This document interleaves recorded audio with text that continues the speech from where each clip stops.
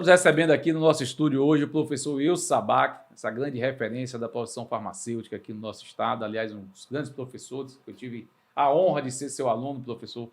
Então, queria agradecer em nome do Conselho Regional de Farmácia da Bahia e poder bater esse bate-papo contigo hoje aqui, né, sobre essa questão da manipulação dos implantes hormonais, né, que estão sendo feitos pelos farmacêuticos. E aqui na Bahia também não é diferente, né, as farmácias de manipulação, então, manipulam e a gente quer saber um pouco, né, como é que funciona, como é que andam essas coisas aí dos implantes hormonais, para que servem, né, como é feita essa solicitação. Então, eu gostaria de agradecer o convite. Estamos aqui também com a doutora Marli Albuquerque, essa grande referência, né, da vigilância sanitária aqui do nosso estado durante um grande período de tempo que esteve lá trabalhando na divisa, para falar porque me parece que a RDC 67 entrará em consulta pública agora no primeiro semestre de 2024. E isso é de muito interesse para a categoria farmacêutica, sobretudo para aqueles que manipulam, né, ou que trabalham em farmácia de manipulação. Não é isso, Marli? Fale um pouco sobre essa possibilidade, o que é que o pessoal quer atualizar, o que é que está ali um pouco ainda atrasado, né? Diga-se assim, se puder falar que está atrasado, mas o que é que vai ser basicamente discutido nessa consulta pública aí da RDC 67 da Anvisa? Atualmente, as farmácias de manipulação, elas são regulamentadas pela RDC 67. Essa é uma RDC que trouxe para as farmácias de manipulação todos os requisitos de boas práticas para manipulação dos vários medicamentos que a gente disponibiliza para a população. E dessa forma trouxe principalmente a responsabilidade da segurança e eficácia na manipulação de medicamentos. E assim sendo, ela já está há uma década conosco, então é necessário que ela seja atualizada para que ela possa acompanhar a evolução do mercado, a evolução da profissão, a evolução de todos os requisitos de qualidade que são exigidos pela vigilância sanitária e para que as farmácias possam ter muito mais condições de ofertarem medicamentos com segurança, com qualidade, com eficácia, cumprindo os requisitos sanitários e também se atualizando enquanto profissional e buscando uma melhoria dessa manipulação, que é tão importante hoje, porque ela pega uma lacuna da indústria farmacêutica. A indústria farmacêutica ela deixou uma série de lacunas de pacientes que necessitam de medicamentos manipulados e a farmácia magistral está aí para ofertar esse serviço. Com certeza, eu acho que ela cumpre um papel fundamental, né, no mercado. Eu acredito muito no crescimento da farmácia de manipulação, sobretudo no tratamento individualizado. E já tem 10 anos a RDC 67, já que foi publicado pela Anvisa? Ou foi, já tem mais tempo? A RDC 67, ela é de 1900, não, desculpa, gente. Eu já porque a RDC 67, ela passou por uma série de modificações, porque ela veio de 2000, na verdade. 2000. Então, de 2000, nós tivemos a RDC 33.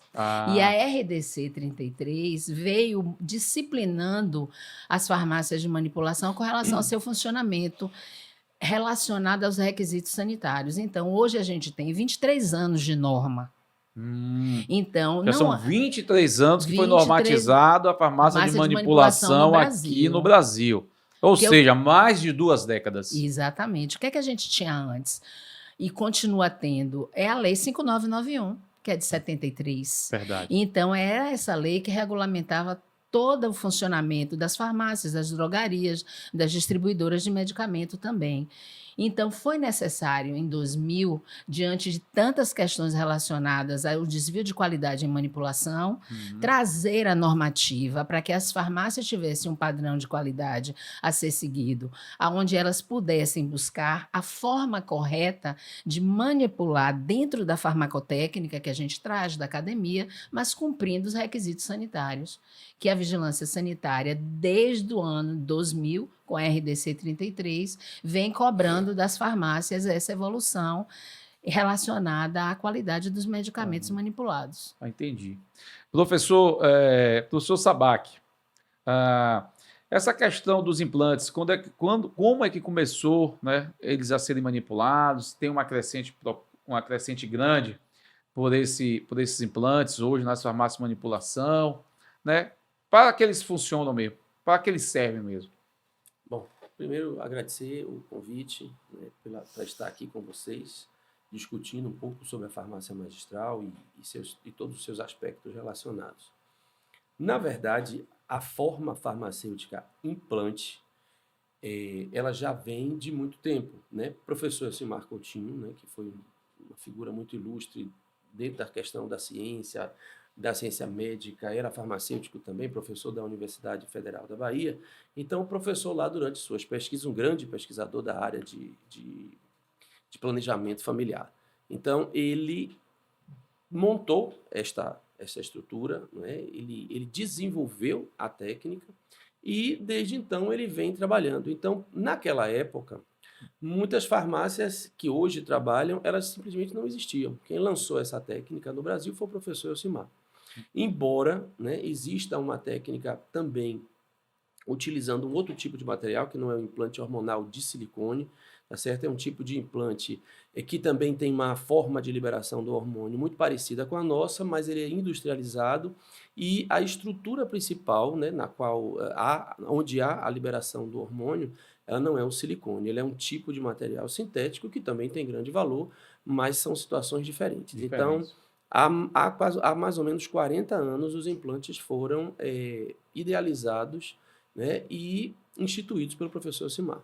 Logo, quando ele percebeu, né, os resultados muito efetivos da técnica, ele então monta a sua farmácia magistral, não especificamente ele, porque sendo médico, né, ele tem uma equipe, e desde 1993, né, que a farmácia dele chama-se Eumeco, e quer dizer Elcimar Metzger Coutinho, né, é um acrônimo do nome do professor. Então, desde lá que a farmácia vem desenvolvendo. E como Marli muito bem colocou, a Eumeco veio, né, acompanhando a mudança na legislação. Então, passou pela 33, né, que já foi, vamos dizer assim, um avanço muito grande para o setor farmacêutico magistral, não só questão de implante, muito pelo contrário, ela foi uma legislação que abrangeu toda a questão de aviamento de fórmulas, e a 67 veio, né, já com um propósito de melhorar ainda mais e de se preocupar com determinados aspectos da manipulação e farmacotécnicos que outrora, ainda na 33, não eram cuidados, não foram tão abordados, né? E essa condição da gente já fazer, a gente ter já nesse ano de 2024 pela Anvisa uma revisão dessa normativa é uma expectativa muito grande que está sendo gerada dentro do setor farmacêutico, justamente porque se espera uma condição ainda melhorada, vamos dizer assim, um esmiuçamento, né, dessa norma, a fim de que pontos que ainda estejam um tanto quanto vulneráveis a uma questão de talvez múltiplas interpretações, tá certo? Então, essa condição, eu tenho certeza que, nesse momento, a gente vai melhorar ainda mais essa normativa que está em vigor. E o professor Elcimar Coutinho era farmacêutico, né, professor? Também. Era farmacêutico, né? Também. Era farmacêutico. Inclusive, professor da Faculdade de Farmácia durante muitos anos, da Faculdade de Farmácia da UFBA. Professor da Faculdade de Farmácia da UFBA durante muito tempo. E essa questão, professor, eu acho que eu entendo, né? Eu queria que você falasse um pouco sobre a questão da manipulação dos implantes hormonais. A indústria farmacêutica, ela também produz, né, os implantes também. Mas as concentrações já são pré-estabelecidas pelo que o mercado oferta. No caso da farmácia de manipulação, existe todo um estudo que é a avaliação realmente da concentração de hormônios que aquele paciente necessita, como é feito de uma forma geral, como um paciente, quando ele vai a um médico, ele prescreve determinado medicamento para ser manipulado, ele já bota aquela concentração que ele acha que é interessante para aquele paciente, né? Então, a farmácia de manipulação, de certa forma, na questão dos implantes hormonais, ela vem reafirmar que cada paciente tem, né, pode ter ou tem o seu tratamento individualizado. Na verdade, acho que o modo final, né, o objetivo principal da farmácia magistral é justamente a individualização do tratamento. Tá? E também o cuidado no aviamento de medicamentos cujo fármaco, cujo princípio ativo, não tenha, vamos dizer assim, não seja produzido pela indústria farmacêutica e, portanto, as chamadas doenças órfãs. Então, muitas delas você não tem ainda um medicamento específico para, e a indústria também não tem esta preocupação. Então, a farmácia magistral vem não só para individualizar o tratamento, mas também para cuidar das situações nas quais as chamadas doenças órfãs estão literalmente Desassistidas. desassistidas. E essa questão da individualização, ela é fundamental, não é? Porque Eu acredito muito nisso. você vai observar o paciente em todas as suas condições, né? Todas as comorbidades, todas as condições que afetam as suas questões psicológicas e, portanto, o prescritor experiente, né, vai poder discernir e solicitar, né, requisitar a produção. Na verdade, a gente não chama produção porque produção é mais um termo industrial, mas vai solicitar a manipulação, o aviamento da fórmula de uma maneira bastante personalizada. Então, pode ser que um medicamento cujos princípios ativos sejam comuns para Martinelli e para Sabac, mas as dosagens são diferentes, né? A forma farmacêutica pode ser também diferente. Então, a outra condição importante, não só a questão de ajuste de dose, mas, sobretudo, a adequação da forma farmacêutica que melhor for aplicável para um determinado paciente. Então, a gente trabalha com pacientes, por exemplo, um paciente pediátrico. Então, às vezes, você só tem o princípio ativo para tratar aquela patologia na forma de um comprimido. Estou dando um exemplo bem amplo. E isso para a criança fica difícil. Então, como preparar uma forma farmacêutica contendo o ativo requisitado, que não existe a apresentação na indústria, mas eu posso preparar especificamente para aquela condição de prescrição, para aquele paciente em especial. E veja bem, professor, inclusive quando você vai fazer uma anamnese no paciente, às vezes a indústria farmacêutica ela coloca no mercado, né, determinado medicamento, aí você tem um paciente lá, João, que ele pesa 120 quilos, né? Maria pesa 40 quilos. Esse mesmo medicamento sendo administrado para João com 120 quilos, né, provavelmente para Maria de 40 quilos, ou o efeito de João vai ser, de certa forma, minimizado por toda essa estrutura corporal, né, ou de Maria será acentuado, né? Porque a diferença é muito grande. E a indústria farmacêutica e a farmácia de manipulação pode individualizar esse tratamento também, que isso tem que ser levado em consideração. Eu acho que a grande questão da farmácia de manipulação, às vezes, é que ela passa aquela imagem que você está comprando caro, né? As pessoas ficam assim, só com receio de entrar na farmácia de manipulação, acha que o tratamento é caro. Essa questão também, o pessoal na farmácia de manipulação, hoje, com essa quantidade de farmácia de manipulação que a gente tem observado no cenário brasileiro, de certa forma, claro, óbvio, que você tem um tratamento ali personalizado. Então, requer realmente um investimento maior. Mas hoje, professor, já se caiu essa mística, os tratamentos, os medicamentos, eles já estão quase que compatíveis com o que é ofertado pela indústria farmacêutica? Eu vou falar sobre sobre dois aspectos. Um, em relação a implantes, né, que também se tem essa ideia, e outro em relação à farmácia magistral, quando nós relacionamos com todas as outras formas farmacêuticas. Então, não existe essa realidade, talvez seja mais pontual, né? Muito pelo contrário, os medicamentos magistrais, pelo fato de serem produzidos de uma maneira individualizada, fica muito mais econômico para o paciente no final das contas. Porque, por exemplo, você não tem desperdícios, tá certo? Então, se você tem um tratamento para uma determinada patologia e eu lhe prescrevo, se fosse um profissional prescritor, médico, por exemplo, eu vou lá e faço para você a indicação de você usar 20 comprimidos de uma cartela cuja apresentação só sai em 30 unidades. Então, essa diferença e outras tantas, né, porque a indústria tem a questão dos royalties, a indústria tem uma série de outras situações maiores, grandiosas, e que, portanto, ela precisa repassar esses valores.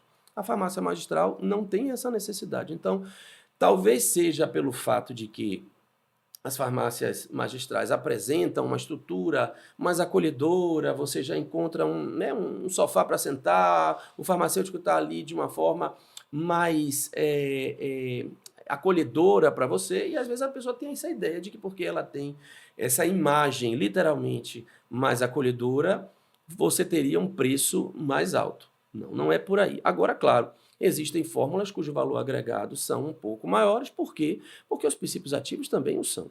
Tá? Trazendo agora a a tônica para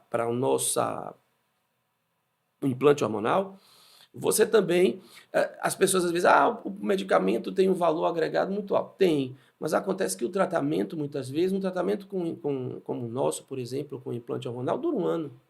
Então você tem a possibilidade de pagar isso de uma forma mais acessível. Então eu acho que tem muita ideia distorcida de que a farmácia magistral apresenta valores muito elevados. Não é.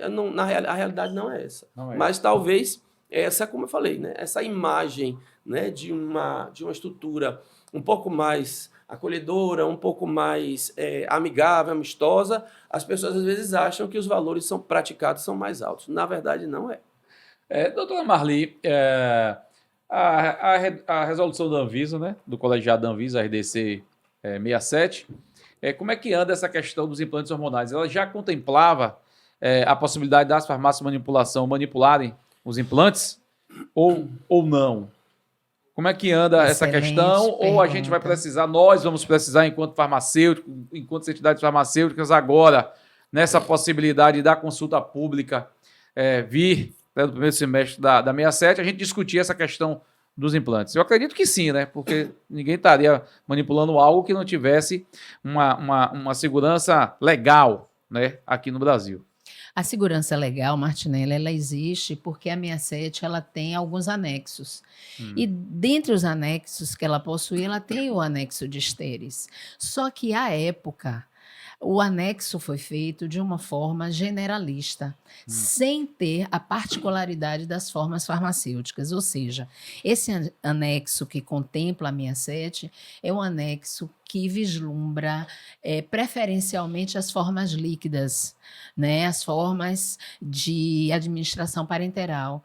Então, no que se refere à manipulação de implantes, a norma ela deixa uma série de lacunas e que é importantíssimo que todos nós que fazemos parte do segmento farmacêutico, a gente contribua com essa consulta pública, que até juntos, né, com a universidade, com o conselho, com as entidades que defendem, né, uma política de saúde que tenha qualidade, que tenha normas sanitárias que contemplem todos os seus aspectos, a gente possa contribuir, que a gente possa apresentar à Anvisa. Porque, como o professor Sabac falou, toda essa técnica, todo esse desenvolvimento foi feito por Dr. Elcimar Coutinho, por um baiano que se dedicou a fazer todos esses estudos. Então, nada mais justo que a Bahia saia com isso, né? Saia com essa proposta, saia com essa contribuição normativa para que a 67 ela possa ser utilizada por todos os órgãos de vigilância sanitária, porque é uma norma nacional, com maior especificidade, e essa especificidade faça com que ela seja cumprida de uma forma que ela possa ser avaliada pelos técnicos. Ou seja, não fique na interpretação, como o professor Sabac falou, que a norma, muitas vezes, quando ela é muito genérica, ela vai para a interpretação normativa caso a caso. E ela não precisa disso. Ela pode ser perfeitamente utilizada, desde que ela traga todos os requisitos para cada particularidade. E os implantes hormonais, eles cresceram muito, então eles têm que ter a sua normativa própria, e é isso que a gente está trazendo para o debate.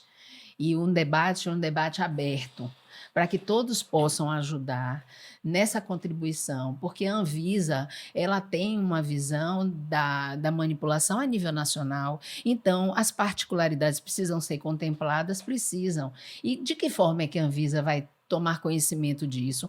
Com a nossa contribuição. E aí a gente precisa desenvolver a Anfarmag, né? A Anfarmag nacional, a Anfarmag regional aqui do estado da Bahia. Com certeza, Marli, assim que essa norma ela for divulgada, que irá para a consulta pública, a gente vai socializar através das redes sociais do Conselho Regional de Farmácia do estado da Bahia, encaminhar para todos os colegas que militam na manipulação no estado, para que eles possam contribuir, porque, de certa forma, é interesse, né, Sim, de toda a categoria, mas, sobretudo, da sociedade, né, de uma forma geral, ter acesso, como o professor Wilson falou, a tratamentos que ainda não estão sendo realizados pela indústria farmacêutica, né? Tratamento órfão, não é isso, professor? As patologias órfãos, né? Agora, professor, falando um pouco da clínica, vamos voltar para a clínica. Quem são os solicitantes dos implantes hormonais, para que eles servem, de que forma eles são utilizados, né? As mulheres que utilizam na menopausa, os homens estão utilizando também para academia, para ganhar músculo, para ficar forte. Como é que anda essa questão aí dos implantes hormonais? Vamos falar um pouco da clínica dos implantes hormonais. Bom, acho que para a gente falar um pouquinho de clínica, talvez para esclarecer melhor, a gente precisa entender o que é o implante. Tá? O implante, Isso. na verdade, é uma forma farmacêutica que é introduzida no subcutâneo. Tá? Então, o local de absorção desse material a inserção é justamente no tecido subcutâneo. E o que é esse dispositivo?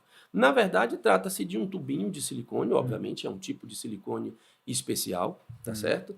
É um silicone com especificações, né, tanto no FDA, que já é usado para N outras aplicações médicas. Bom, dentro deste cilindro, né, um tubinho muito fino, muito delgado, você coloca o hormônio puro, puríssimo. Então, essa já é uma grande vantagem dessa forma farmacêutica. Primeiro, ela não leva recipientes. Então, quem coordena a farmacocinética, ou seja, a liberação, a velocidade de liberação do hormônio através dessa parede de silicone, é a própria molécula.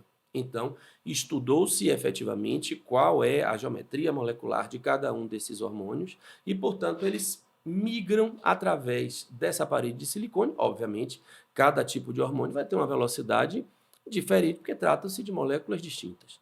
Então, esse é um material fechado nas extremidades, também com um tipo de silicone especial, e, obviamente, sendo uma forma também parenteral, porque ela tem essa característica, ela é uma forma farmacêutica estéril. Talvez seja esse um dos motivos pelos quais, às vezes, uma confusão muito grande se faz através de informações que às vezes não são, não sei se não só fidedignas, mas também às vezes são informações truncadas, informações às vezes até contrárias ao que seja a verdade. É um fake news? Muito. Às vezes acontece bastante. Então, primeira coisa, sendo essa forma farmacêutica uma forma farmacêutica específica na manipulação, porque os tipos de hormônio que hoje a Eumeko trabalha, por exemplo, existem alguns tipos que você não encontra nem em outras formas farmacêuticas distribuídas no Brasil, pela indústria farmacêutica, óbvio. Agora, essa confusão de ideias, Martinelli, às vezes chega a situações absurdas, do tipo, eu não vou citar nomes de associações aqui, mas algumas associações profissionais costumam, nesse momento, por motivos que se desconhece, tá certo? Desqualificar a forma farmacêutica implante, tá certo? Afirmando que não existem normativas na Anvisa, afirmando que não existe bula, afirmando que os produtos, colocando em xeque a qualidade do hormônio em si, colocando em xeque a qualidade da esterilização. Então, perpassando até por uma condição que ofende a profissão farmacêutica, que invade a profissão farmacêutica. Nós precisamos, de uma certa forma, ou até de uma forma muito contundente, fazer com que nossos colegas farmacêuticos magistrais se imponham e se coloquem. Cada área cuida da sua área. Então, assim, para isso existem os nossos conselhos regionais que fiscalizam nossas profissões. Então, você não tem que fazer uma crítica. A crítica é bem-vinda desde que você conheça o processo e desde que ela perpasse por uma questão ética. Se ela não passa por uma questão ética, ela deixa de ter uma qualidade, deixa de ter uma seriedade. Então, o implante em si, sendo essa forma na qual o médico prescritor ele pode individualizar o tratamento, tá certo? Então, nós temos hoje alguns tipos de hormônios bioidênticos, tá certo? A exemplo do estradiol e da testosterona, tá certo? E outros sintéticos, que são acetato do megestrol, a gestrinona, que talvez seja o hormônio mais conhecido hoje na área magistral, e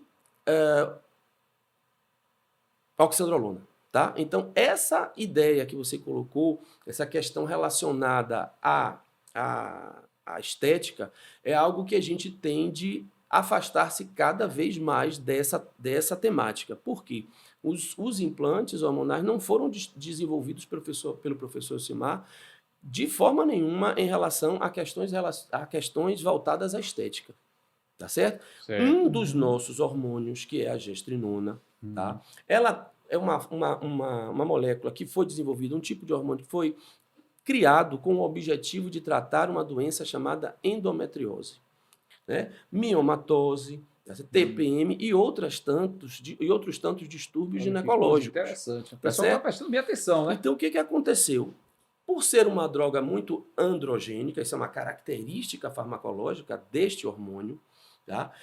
Em alguns casos, algumas pacientes que usam para fins ginecológicos, de patologia ginecológica, elas às vezes desenvolvem uma musculatura, ela transforma às vezes massa gorda em massa magra, então a paciente apresenta uma melhora às vezes física, mas isso quer dizer que esse implante tem aplicação estética? Nunca. De forma alguma, não é esse o objetivo, tanto é que isso vem de onde o implante é manipulado mediante uma prescrição médica. E da prescrição médica, entenda-se, para tratar uma patologia. Então, essa condição relacionada à estética é algo que a gente tenta coibir e anunciar a todos, porque existem algumas correntes de informação incorretas, tá certo? Que colocam, inclusive, nos batizam com uma expressão chamada chip da beleza. Imagine você. Tá? Então, nada de chip, que ninguém vai chipar ninguém é oi, nem claro, nem tem mais oi, não. Agora é claro, sei lá. E muito pior em relação à estética. Porque, às vezes, essa questão relacionada à estética pode ser uma condição contrária. Existem pacientes que não têm, mulheres que não têm, vamos dizer assim, a menor indicação para a utilização da gestrinona. Mas, em outras situações, a droga modifica a característica da. Você imagine uma doença endometriose que praticamente incapacita a paciente do ponto de vista social. Né? São dores terríveis, situações desconfortantes e que, com a utilização de um implante desse que tem uma duração de 1 ano, com doses na ordem de microgramas dia, tá certo? Esse talvez seja um dos indícios, voltando à sua colocação dos valores, a terapia hormonal ela tem vamos dizer assim, uma possibilidade econômica de você não precisar fazer aquisições do produto ao longo do ano muito grande. Quem sabe não seja essa uma dos motivos de se atirar pedras nesse tipo de hormônio. Então, nem ele e nem os bioidênticos não foram de forma nenhuma idealizados pelo professor na forma farmacêutica implante com objetivo estético. A oxandrolona é outra droga que às vezes gera uma certa um burburinho, porque a oxandrolona ela tem essa característica de aumento da massa muscular. O que se faz com esse aumento de massa muscular? O objetivo do implante é literalmente trabalhar com pacientes que estejam com uma condição bastante debilitada do ponto de vista muscular, a chamada sarcopenia. Então, se o paciente está sarcopênico, então a utilização de uma droga dessa vai melhorar bastante o desenvolvimento, né, na verdade, a reposição desse quadro muscular que outrora foi perdido por algum motivo, por uma patologia, por uma situação ou outra, que não vem ao caso a gente aqui especificar todas. Mas esse é o objetivo. Então, a forma farmacêutica é bastante prática, tá certo? Porque você evita várias doses, né? A necessidade de você ficar reabastecendo com doses. A constância da taxa de liberação, por quê? Porque o que depende da taxa de liberação do hormônio através do implante? A própria parede do silicone. Então, ela não depende, nós temos uma constância bastante grande em relação às concentrações séricas, tá certo? Então, todos eles têm segurança, sim, em relação ao seu uso. Agora, todos devem ter uma prescrição médica que os indique e não simplesmente utilizar-se desses dispositivos médicos com objetivos estéticos. De forma nenhuma, essa é o objetivo nem do Elmeco, e imagino que nenhuma farmácia magistral no Brasil tenha essa condição. Mas o que se diz hoje é que a gestrinona é usada para essa finalidade, de uma forma bastante injusta, e imagino o desespero das pacientes que têm endometriose ao ouvirem essas barbaridades, porque elas já imaginam que o produto até pode ser proibido de alguma forma. Outra condição bastante desfavorável que nós estamos passando nesse momento é em relação a essas desconfianças em relação à qualidade do implante e de que o implante não tem regulamentação junto à Anvisa. Ouça esse relato que vou lhe fazer para você entender, né? Imagine que você representa uma determinada sociedade profissional e Marli representa a Anvisa. Aí você faz a seguinte pergunta para a este setor específico da Anvisa. Doutora Marli, é tudo suposição, Marli já não é mais, mas já está aposentado. Mas assim, imagine que Marli seja o representante da Anvisa que trabalha num departamento específico que rege registros em relação a medicamentos industrializados. Aí você chega para Marli e diz assim, doutora Marli, o que a senhora acha, o que a Anvisa acha dos implantes de gestrinona? Marli vai lá nos arquivos dela e vai dizer, não existe nenhum implante de gestrinona registrado. Agora, Sabac, abrindo aqui o parêntese, não existe realmente todos os implantes de gestrinona no Brasil, aliás, todas as formas farmacêuticas disponíveis no Brasil através das farmácias magistrais que contêm gestrinona são única e exclusivamente produzidas em farmácias de manipulação. Aí você pergunta, por que essa peculiaridade? Não sei responder o motivo da indústria não ter interesse em continuar com produtos à base de gestrinona. Não sei. Agora, que a utilização do hormônio é segura, o hormônio consta da lista de denominação comum brasileira da Anvisa, com número de CAS, com número de DCB, que é a denominação comum brasileira, portanto, é um hormônio absolutamente legalizado dentro do território nacional.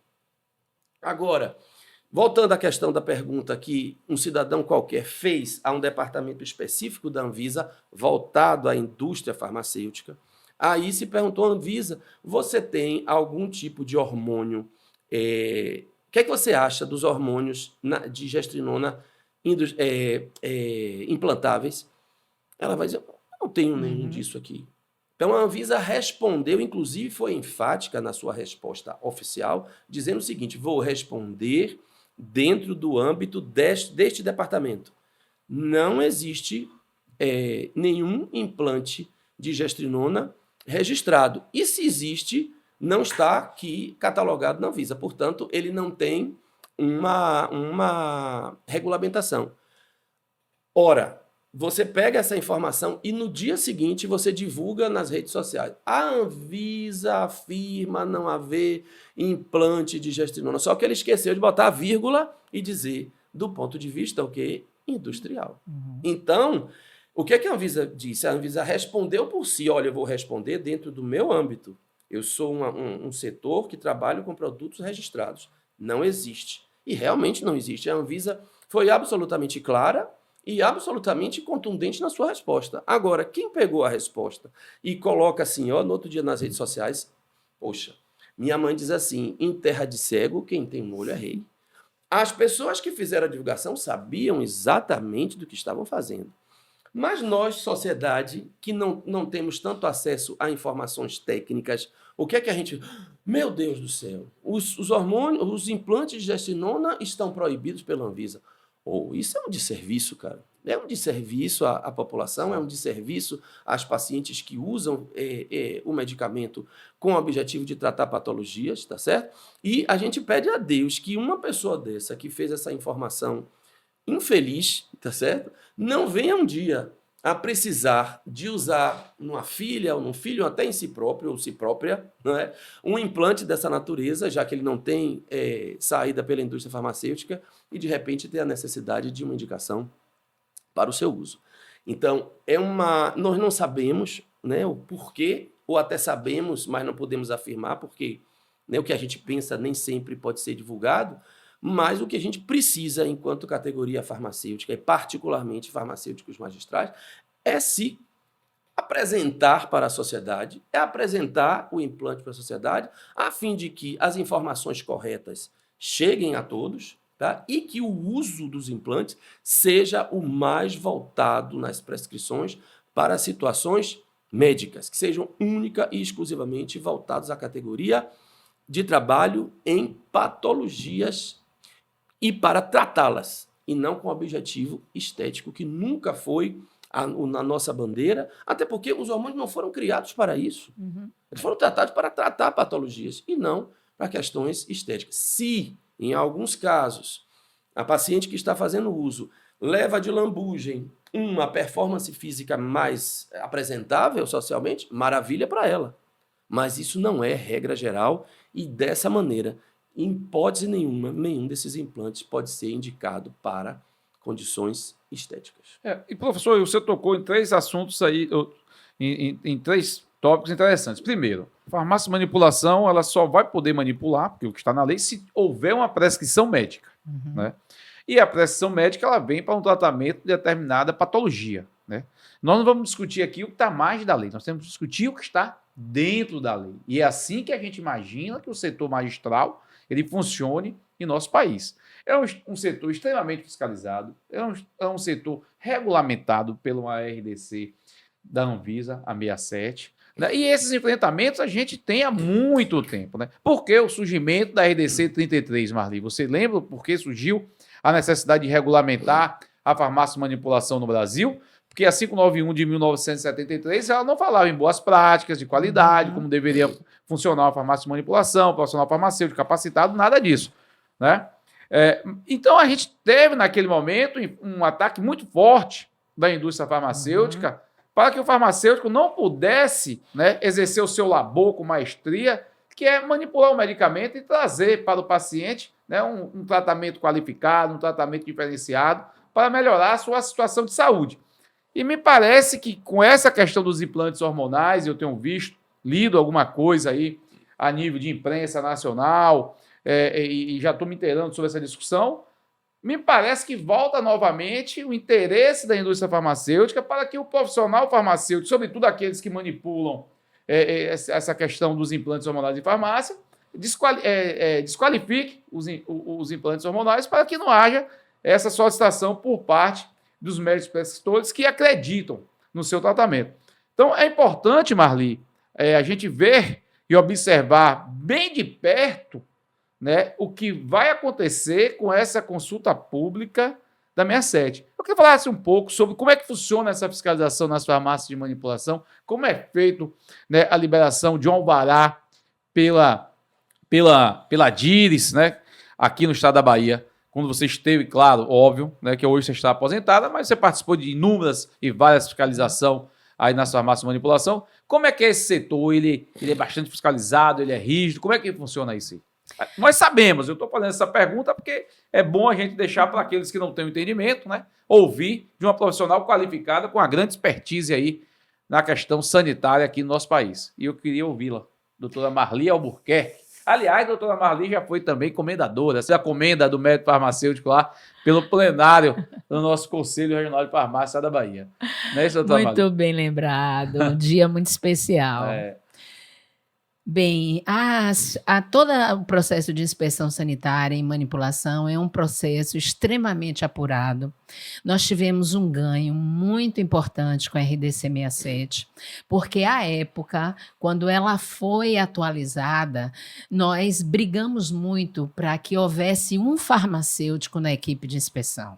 E isso é condição sine qua non para que ocorra a inspeção nas farmácias de manipulação, porque não era admissível que a vigilância sanitária fizesse uma inspeção numa farmácia de manipulação com tantos requisitos, com tantas questões a serem avaliadas no ponto de vista de qualidade, segurança, eficácia, sob o ponto de vista sanitário, sem a presença de um profissional farmacêutico que tivesse expertise, não só nos processos e nos ritos da própria vigilância sanitária, como a expertise profissional para tratar desse tema. Então, a gente não iria aceitar, de forma nenhuma, que um outro profissional avaliasse a manipulação. E essa foi uma briga que as vigilâncias sanitárias do Brasil se uniram à época para que isso fosse garantido, porque se você olhar nas outras legislações, você não vê isso escrito. Não existe nenhuma legislação que diga que a equipe de inspeção para fazer a inspeção sanitária deve ser composta de. E a 67 traz. Então, a inspeção é extremamente qualificada, não só pela presença do profissional farmacêutico, mas também porque a própria RDC 67 ela dá uma série de requisitos a serem avaliados na hora da inspeção sanitária, não só relacionada à aquisição dos insumos farmacêuticos, até todo o processo de manipulação e liberação para que o paciente receba aquele medicamento de uma forma mais qualificada, porque o farmacêutico vai conversar, vai ajustar. É um setor que abre a possibilidade do farmacêutico se colocar para o médico, conversar com ele, fazer os ajustes necessários para que esse paciente ele seja visto de uma forma integral e que ele tenha a necessidade dele individual atendida. E no Brasil a gente tem essa possibilidade, né? Um paciente que não é amplamente atendido pela indústria farmacêutica, ele consegue ter os requisitos dele de saúde tratados de uma forma mais individualizada e particularizada dentro de uma farmácia de manipulação. Então, as inspeções sanitárias são fundamentais, porque elas são, na verdade, é uma ferramenta para a farmácia de manipulação e para o farmacêutico. Quando a vigilância vai lá, que ela avalia determinados aspectos da farmácia e apresenta para o farmacêutico os pontos de melhoria, porque, na verdade, uma notificação da vigilância sanitária é um elenco de pontos de melhoria que precisam ser atingidos pelo aquele estabelecimento. Então, o farmacêutico, de posse disso, ele avança, ele melhora, ele vai atrás do que ele precisa melhorar. Muitas vezes ele está ali naquela rotina, ele não consegue visualizar aquele risco, a vigilância vai lá, visualiza, passa para ele aquilo.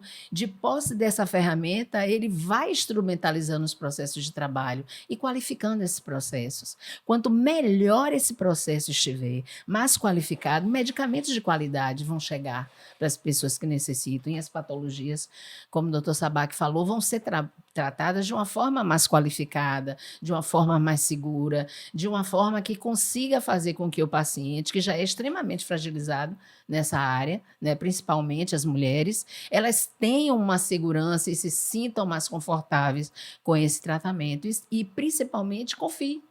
Confie no médico, mas também confie na farmácia, confie no farmacêutico que está ali justamente implementando tudo o que ele pode, em termos normativos, em termos de conhecimento farmacotécnico e profissional, para disponibilizar um medicamento de qualidade. E ela permite, né, como o professor colocou, o professor Sabac colocou com bastante propriedade com relação dos implantes hormonais, e você traz aqui, lá na RDC 67 da Anvisa, né, não tem nada dizendo que a farmácia de manipulação não pode manipular os implantes hormonais. Não. Nada. Então, deixa bem claro para a sociedade baiana, para aqueles que nos assistem nesse momento, os estudantes de farmácia, farmacêuticos, não tem nada contrário à farmácia de manipulação manipular os implantes hormonais. Muito pelo contrário. Muito pelo contrário. O que tem lá são requisitos que solicitam que essas formas farmacêuticas passem por teste de esterilidade, passem por teste de avaliação de presença de endotoxinas, que tenham processos de trabalho qualificados. É a única área da 67 que tem uma exigência muito clara, a validação de processos. A validação de processos é um requisito normativo que demonstra a segurança do processo, faz com que o processo seja avaliado de uma forma que ele possa ser atestado como um processo seguro, um processo robusto. E a única parte da 67 que traz esses requisitos mais especializados com relação à qualidade e avaliação de processo e de risco de processo é o anexo de estéreis, ao qual os implantes hormonais estão vinculados. Então, tem tudo isso. Validação, qualificação, a avaliação da qualidade da microbiológica das áreas, tudo isso está composto num cenário que exige que a farmácia cumpra com os requisitos de instalação, de processo, de equipamento e de qualificação profissional. Marli, você falou uma coisa interessantíssima aí. Eu pensando aqui agora com relação ao que vocês conseguiram, os órgãos sanitários do Brasil, ter um farmacêutico na equipe mínima para fiscalizar as farmácias de manipulação. Né? O que acontece hoje no cenário aqui no estado da Bahia? Foi descentralizado nessa fiscalização, hoje cabe à divisa. Né? Então a divisa tem no seu quadro lá farmacêuticos, especialistas que vão ao interior do estado, fiscalizar essa farmácia de manipulação para a liberação do alvará. Talvez fosse interessante a gente buscar essa discussão dentro da Anvisa, ter um farmacêutico na equipe mínima para poder fiscalizar também as farmácias comunitárias, né? Que é outro tema depois que a gente pode fazer um podcast também com relação à fiscalização das farmácias comunitárias aqui no estado da Bahia. Porque o que a gente observa hoje, a ausência desse profissional farmacêutico nessa equipe ali composta pelas vigilâncias aqui dos municípios baianos, é o que não fazem uma fiscalização adequada, uma fiscalização, de certa forma, com conhecimento de causa, como é uma farmácia, como tem que ser acondicionado o medicamento, né? E isso dificulta muito o papel do conselho, né? A gente depois teremos que discutir isso, né? Melhorar essa estrutura mínima das vigilâncias sanitárias municipais para incluir o profissional farmacêutico, sobretudo na fiscalização das farmácias comunitárias. Professor, imagine só, hoje, eu sei que está sendo utilizado muito a questão desses implantes com esses hormônios anticoncepcionais, né? Então, o senhor me falou uma coisa interessante. E tem ali meia vida de um ano, ou até mais de um ano, como é que funciona isso? Imagine, às vezes, as mulheres têm que comprar aqueles comprimidos, às vezes esquece de tomar aquele comprimido, aí pode ter uma gravidez indesejada e todo mês tem que se dirigir a uma farmácia para comprar um anticoncepcional. Hoje já tem essa possibilidade, né? Tanto a indústria como a farmácia de manipulação, né, em vender esses implantes que funcionariam como anticoncepcional. Alguns dos nossos hormônios têm essa característica, né, de ser um contraceptivo. Embora essa seja apenas uma das múltiplas funções e empregos, né, de característica médica e, sobretudo, de característica de cura, né, não de cura, mas de tratamento farmacológico, pode até vir uma cura, né, mas o tratamento farmacológico é o principal motivo. É o tratamento. Tá? Essa questão, como a gente sempre diz, né? Não é bom a gente discutir isso, professor, para deixar bem claro. Isso. Em alguns tipos de tratamento, tá certo? A mulher, às vezes, deixa de ovular. Portanto, se ela deixa de ovular, a contracepção vem como uma consequência. Então, existe também a aplicação, existem alguns tipos de hormônios específicos para essa questão contraceptiva. E como você muito manipulado hoje pela farmácia de manipulação? Claro. E como você muito bem colocou, né, sem nenhum risco de esquecimento de dose, nada dessa condição, né, que seria o esquecimento de dose, seria um tipo de risco, né? Embora da mesma forma, não é porque literalmente você está usando o anticoncepcional que ele tenha 100% de eficácia. Todos os métodos têm falhas dentro de uma faixa mínima aceitável. Os implantes são da mesma forma, então eles estão nesse mesmo patamar, ok? Então é possível sim. Mas só voltando à minha fala anterior, eu comentava acerca da questão da desinformação. Por exemplo, imagine um hormônio dessa natureza que foi manipulado numa forma farmacêutica para atender uma determinada prescrição. E aí, ainda falando dessas fake news, o pessoal diz que não pode haver a utilização de hormônios na forma de implantes, porque esses implantes não têm registro. Volta novamente àquela conversa da Anvisa. O termo registro ele não é aplicável a medicamentos magistrais. O termo registro é um termo exclusivo para produtos industrializados. A gente chama de especialidades farmacêuticas. Então, há também uma outra condição, não tem bula. Ora, Martinelli, se a gente acabou de discutir aqui de que o medicamento é prescrito de uma forma individualizada, e sabendo nós o que seja uma bula, pode ser que as outras pessoas não saibam, mas uma bula não tem só posologia e nem o nome do princípio ativo. Existem todas as características cinéticas da preparação. Como é que eu vou dizer assim, olha, Martinelli, vou te prescrever uma testosterona, mas você fique aí que daqui a 10 anos, quando eu terminar de estudar essa farmacocinética em você volta aqui e eu lhe dispenso o medicamento. Gente, pelo amor de Deus, uma bula não tem simplesmente a posologia nem o nome do hormônio. A bula tem muitas informações e ela só pode ser editada mediante um estudo clínico apropriado para uma determinada forma farmacêutica, um determinado princípio ativo e uma determinada dose. Como que eu vou preparar uma bula para cada produto manipulado? Então você veja como o grau... Mas aí a pessoa que está acostumada a comprar medicamento, né, vai lá na drogaria e adquire, realmente, esse aqui não tem bula. Então, assim, por que não se passa a informação correta? Não é verdade? Olha, não tem registro na Anvisa. Olha que negócio maldoso. Não é? Maldoso. Maldoso, porque são 3 condições assim, de ataques. Essa história de não ter bula, de que não tem receita e nos classificar, nos batizar com esse termo chip da beleza, que é um negócio assim deprimente. Entendeu? Não tem chip nenhum. O que a gente tem é um medicamento que foi elaborado, como a doutora Marli muito bem colocou, sob várias condições de extremo rigor. E mais importante do que tudo isso, doutor Martinelli, é um profissional farmacêutico que está ali à frente. Não é uma pessoa qualquer.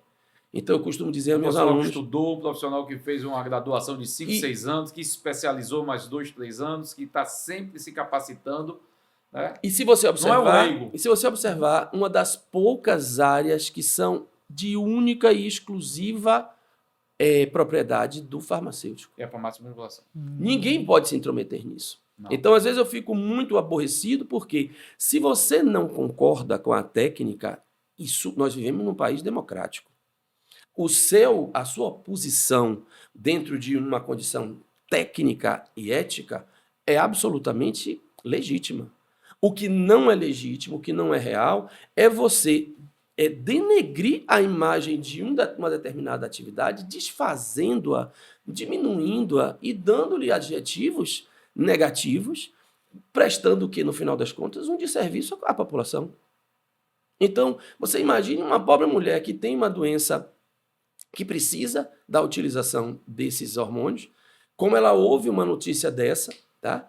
E como ela fica, ela diz, meu Deus, será que eu estou usando uma coisa clandestina? E o pobre do prescritor, que não tem tanta, vamos dizer assim, intimidade com a parte legal, Anvisa, ele diz, não, eu estou prescrevendo gato por lebre. Me enganaram, entendeu? Então, uma coisa assim, que é um fato lamentável, nós estamos passando por uma situação muito difícil e eu espero que nós, farmacêuticos, principalmente os farmacêuticos magistrais, possam encontrar uma maneira de informar a sociedade de uma forma mais eficaz. Né? Aí eu disse assim, mas a farmácia XYZ, eu digo sempre, existem sempre profissionais e profissionais. Em qualquer que seja a área, na saúde, na área de exatas, cabe a você, enquanto prescritor, escolher a farmácia magistral de sua preferência e de sua confiança, estabelecer com o farmacêutico uma relação técnica para que ele possa, inclusive, exercer o seu papel ainda mais efetivo de informar, de tirar dúvidas com relação ao dispositivo, de tirar dúvidas com relação ao processo de aplicação, tirar dúvidas em relação aos efeitos adversos e os efeitos colaterais, tá certo? Que toda droga possui. E, portanto, esse tipo de informação correta só traria para a sociedade um ganho. Agora, por quê? E aí o porquê é como pergunta, que essas situações estão sendo veiculadas. Qual o objetivo de se fazer uma apologia tão negativa com relação a uma forma farmacêutica que há 40 anos está aí? Outra, não se... Idealizado pelo grande professor Elcimar Coutinho. Doutor, a grande referência no mundo. No mundo. Quando o professor... uma referência mundial. Quando o professor baiano, farmacêutico. Quando o professor era vivo, esse tipo de questionamento não existia.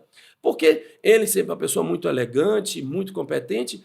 Em poucas palavras, ele derrubava quaisquer argumentos negativos.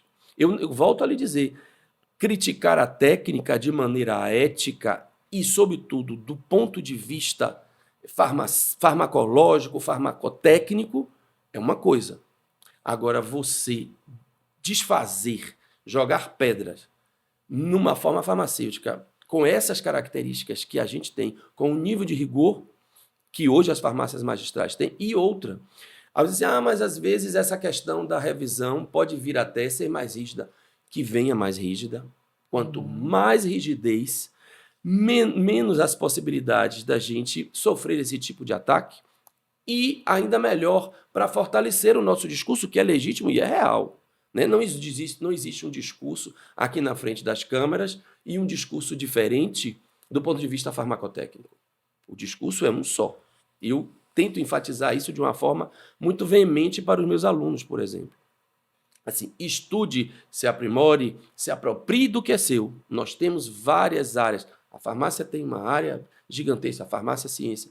Mas dentro do nosso âmbito, aqueles pontos que são específicos e que só a nós farmacêuticos cabe, eles são em menor número. A farmácia magistral é um deles. Então, isso é um desrespeito, um ataque, sobretudo, à categoria farmacêutica. É por isso que eu digo, se você discorda da técnica, cuidado como você vai falar. Você tem que discordar porque sua opinião é legítima também. Agora, não é legítimo esse tipo de ataque mentiroso, me desculpe a expressão, porque não são verídicas, né? E colocar na cabeça da população uma série de situações propositadamente pensadas a fim de incutir a dúvida, a fim de incutir uma desarmonia. Porque até para você usar seu medicamento, você precisa estar em paz. Você está de frente de um profissional, médico inicialmente e farmacêutico que dispensa, e eles dois precisam dar segurança ao tratamento que você está fazendo, porque até o psicológico pode influenciar, entendeu? Então, eu acho que é um momento, e eu agradeço essa oportunidade de nós estarmos aqui podendo falar cara a cara, frente a frente, com o nosso presidente, o representante maior da nossa categoria, para que a gente possa tratar esse assunto de uma forma mais enérgica. Porque o que acontece, Martinelli? Nós temos recebido já há um tempo esse tipo de ataque. Mas, pelo fato de serem ataques tão estapafúrdios, tão incongruentes, tão, sabe como diz o povo, que liga o nada com coisa nenhuma, nós então temos deixado isso. Só que eu acho que quem está fazendo o ataque, sabe aquela linha água mole em pedra dura, tanto bate até que fura? Então eu vou continuar. Cada dia é a mesma coisa. Você pega um pedacinho de bolo hoje, pega o segundo amanhã. Cada dia aumenta mais o fake news. No terceiro você vai lá e pega o bolo inteiro. Então, assim, chegou um momento de nós, farmacêuticos, também nos posicionarmos em relação a isso. Com certeza, professor. Nós vamos fazer um encaminhamento. Essa discussão aqui é o Conselho Federal de Farmácia, né, que é a autarquia máxima, né, que dirige todos os conselhos regionais de farmácia. E nós vamos, sim, defender o interesse da categoria farmacêutica, mas, sobretudo, da população brasileira e baiana, de ter o direito de ter um tratamento personalizado com qualidade, que a farmácia de manipulação já faz, e com legislação vigente no país que permite para tal.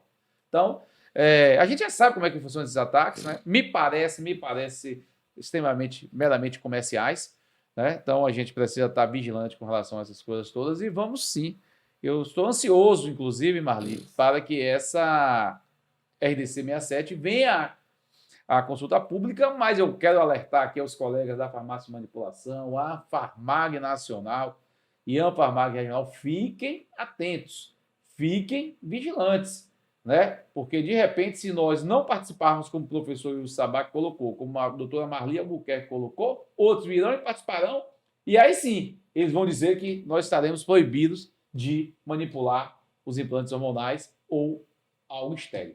Né? Eu quero perguntar ao professor Sabac depois se há uma diferença da farmácia de manipulação para produzir estéreo ou não, Marli. Eu queria, porque me parece que não são todas que manipulam os implantes, né, hormonais, me parece que há uma exigência maior, quero saber disso. Mas antes disso, recebemos aqui, professor, doutora Marli, algumas perguntas, né, das pessoas que nos assistem, nos acompanham, e eu vou aproveitar a oportunidade de fazer essas perguntas para que o professor Wilson Sabac e a doutora Marli, né, possa responder. Então, vou começar aqui. Essa aqui me parece que foi para o professor Wilson Sabac. Eu sou Ana Paula Mariano, farmacêutica, professora titular da Universidade Estadual de Santa Cruz. E a minha dúvida é a seguinte: em relação à manipulação dos implantes, qual é a grande diferença entre os implantes industrializados e os implantes manipulados? Bom, é bom que se esclareça que, do ponto de vista hormonal, a gente tem apenas um tipo de especialidade farmacêutica, ou seja, um único tipo de implante subdérmico em vigor, né, que tem registro na Anvisa. Então, assim, qual é a grande diferença? O tipo de material que compõe, tá certo?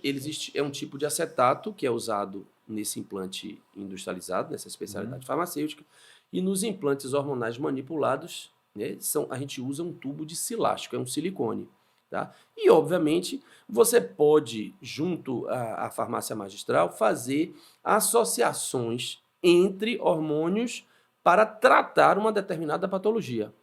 No caso desse industrializado, você tem apenas um único hormônio e não existem outros no mercado que possam ser associados para tratar determinadas condições específicas. No nosso caso de farmácia magistral, você já tem essa versatilidade. Lembrando sempre que, ao contrário de uma cápsula magistral, numa cápsula, a depender do ponto de vista farmacotécnico, você pode ter, dentro de uma mesma unidade, mais de um tipo de fármaco, desde que eles tenham compatibilidade entre si e você tenha recipientes apropriados para que a absorção ocorra de uma forma adequada. No caso do hormônio, do implante hormonal, você tem apenas um tipo de hormônio por cada unidade. Então, você pode colocar três implantes de uma coisa. Estou dando um exemplo, tá? 3 implantes de um determinado hormônio, 2 do outro, porque aquela patologia inerente àquele paciente que está ali junto com você, assim necessita. Então, essa acho que é a grande diferença. A questão do tipo do material que o compõe, a velocidade, obviamente, porque se são materiais distintos, a velocidade da molécula também é diferente. O tipo de hormônio utilizado, tá certo? Se não me engano, o industrializado é o etonorgestrel, né, que não tem na manipulação nenhum tipo de outro que seja parecido. Então, são situações bastante distintas. Ok, então acho que a gente respondeu, né, o colega farmacêutico que fez o questionamento. Agora nós temos aqui uma colega farmacêutica fazendo uma pergunta aqui para a doutora Marli Albuquerque. Olá, meu nome é Petrônio, sou farmacêutico bioquímico e gostaria de saber se existe alguma legislação da Anvisa que normatiza, que acompanha a manipulação de medicamentos magistrais e, em especial, se é que existe essa classificação, os implantes hormonais. Como você ressaltou, a gente vem tratando da 67 já desde o início do nosso bate-papo, e essa legislação ela foi publicada em 2007.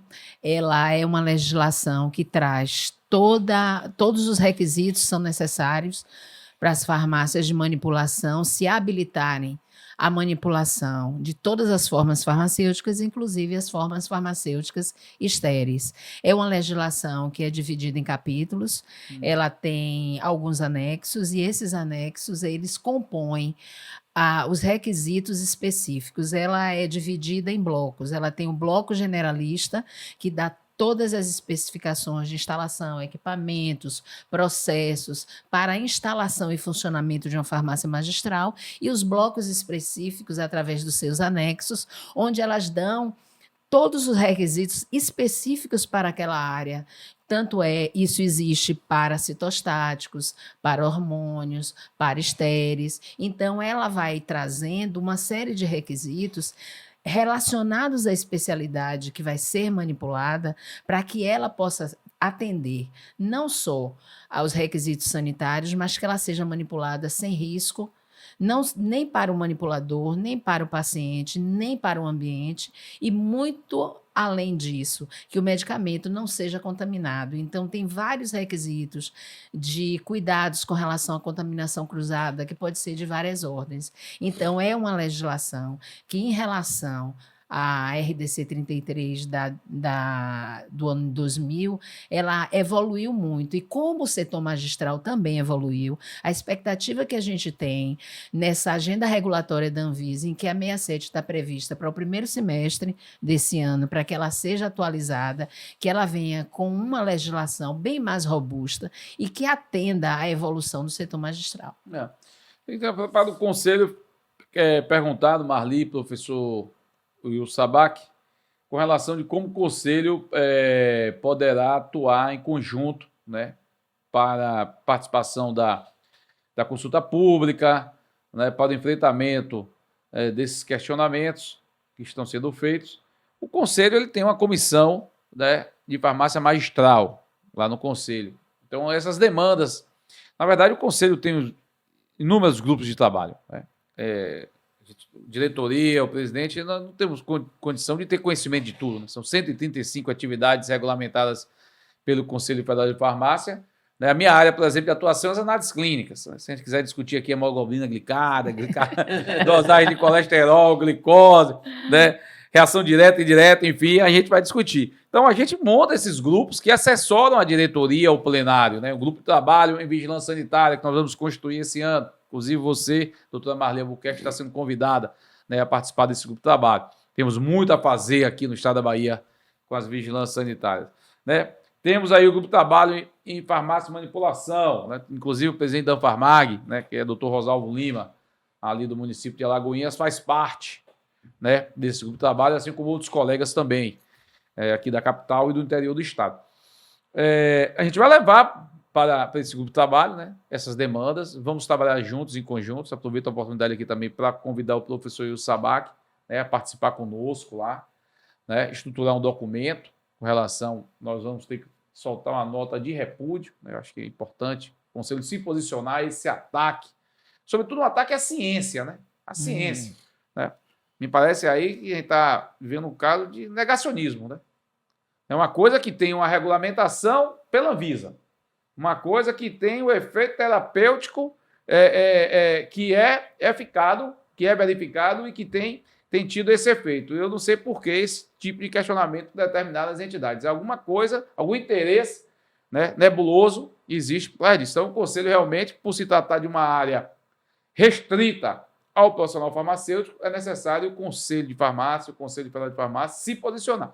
E nós não mediremos esforço para defender o interesse da categoria farmacêutica, mas, sobretudo, a saúde da população brasileira e baiana.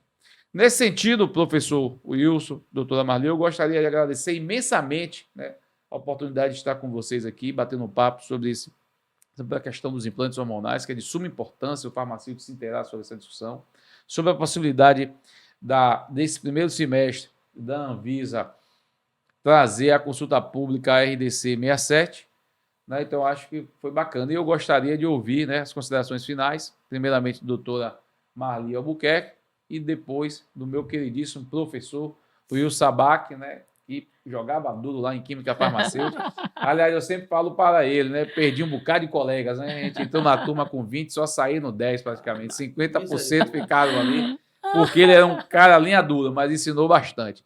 Marli. Bem, eu quero muito agradecer. Eu acho que esse bate-papo foi muito bom. Eu acho que a gente conseguiu trazer à luz muitas questões que não vinham ao debate. E eu acho que mobilizar a categoria Martinelli para olhar para uma resolução, se posicionar, dar sua contribuição, porque são os farmacêuticos que estão na linha de frente, dentro das farmácias de manipulação, e eles podem avaliar perfeitamente o que é possível fazer, o que é possível melhorar, dentro de um sistema regulatório que nos permite, né, apresentar as contribuições. Então, eu acho que foi muito importante, agradeço muito o convite, agradeço estar aqui debatendo com vocês assuntos tão importantes para a nossa categoria e com tanta excelência, né, nessa mesa. Muito obrigada, espero que a gente possa se encontrar em outros momentos para que os debates continuem, porque eu acho que enriquece muito. Obrigado, doutora Marli. Professor Wilson Sabac. Mais uma vez, eu agradeço, né, de coração o convite. Né? Foi muito agradável e muito construtivo estar aqui discutindo assuntos borbulhantes da farmácia magistral, junto com dois colegas de tanto peso na profissão. A doutora Marli tem uma carreira e um currículo invejável, você nem se fala. Então, é muito importante que a gente possa até repetir com outros profissionais também, né, para a gente ampliar essa discussão, ouvir até outros colegas também que tenham até posições às vezes chamar um médico endocrinologista aqui também, chamar a Sociedade Baiana de Endocrinologia. Exatamente, porque assim, é como a gente fala, qualquer debate, qualquer discurso que tenha um fundamento técnico e ético é sempre muito bem-vindo. Nós estamos aqui para ouvir. E eu conclamo os colegas, né, os colegas da farmácia magistral, para entrarmos conosco nesse debate, tá? Para que a gente possa mostrar o nosso valor, para que a gente mostre a seriedade do trabalho que a gente desenvolve. Afinal de contas, É uma estrutura enorme por trás disso. Você tinha falado há pouco sobre a questão de que tipo de farmácia pode fazer os implantes, as formas estéreis e as que não possam. Isso é um motivo, uma outra condição que a gente pode debater bastante. Mas eu conclamo realmente os colegas magistrais e outros tantos colegas farmacêuticos que possam nos ajudar nessa luta, porque está sendo uma luta mesmo, esse embate contra essas fake news. Muitíssimo obrigado mesmo pela qualidade, né, pelo nível do debate e da conversa. Bom, nós que agradecemos em nome do Conselho Regional de Farmácia da Bahia, né, vamos com certeza ficar atentos ao que está ocorrendo, vamos dar seguimento no que já está sendo discutido, né? Vamos provocar o Conselho Federal de Farmácia, vamos ficar vigilantes com relação à consulta pública, quando ela for colocada aí, ou a Anvisa divulgar, vamos chamar a Farmag Regional Bahia para que ela se posicione, né? E vamos tentar construir juntos uma nota, né, para que a gente possa socializar para a sociedade baiana o trabalho sério e eficaz que as farmácias de manipulação fazem aqui no nosso estado da Bahia, sobretudo com relação aos implantes hormonais. Tá bom? Muito obrigado. Obrigado.